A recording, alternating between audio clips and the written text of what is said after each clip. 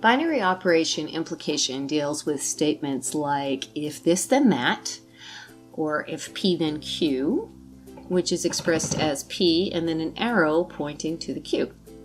Let's take a look at how this works. Suppose I tell you, if I have $5, then I will buy you lunch. In this case, me having $5 is P, and me buying you lunch is Q. So if P, then Q. Now each of these statements actually has a true or false value.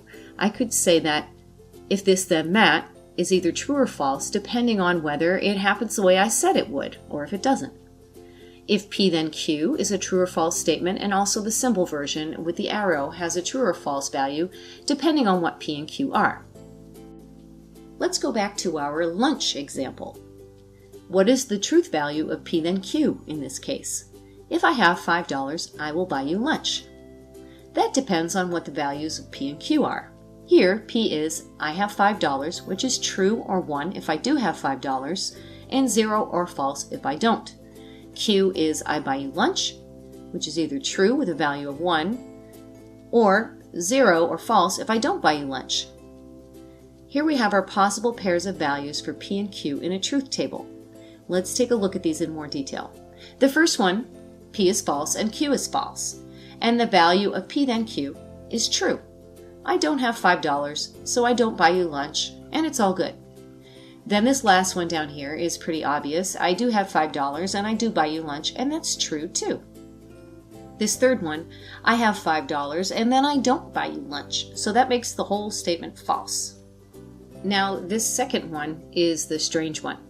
I don't have $5, but I buy you lunch anyway, and that has a truth value of 1, or true.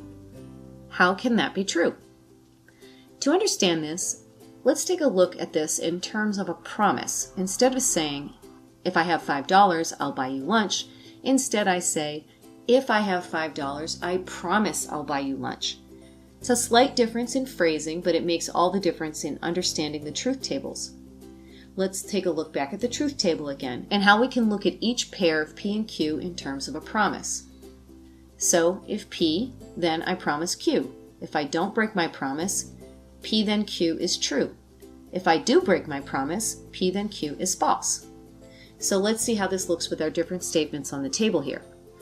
Here we're going to take this statement, if I have $5, then I'll buy you lunch, and we change that to, if I have $5, then I promise I'll buy you lunch.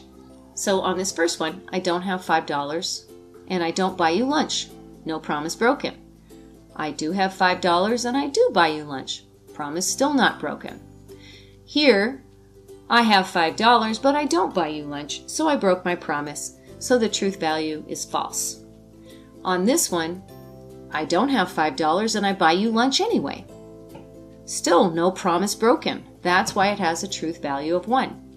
Even though it doesn't make sense intuitively that if P is 0 and Q is 1, then the truth value of P then Q is 1, you should still learn this in your truth tables, because if you know it well, you will be able to solve all kinds of problems. And also, you never know, it might just get you a free lunch.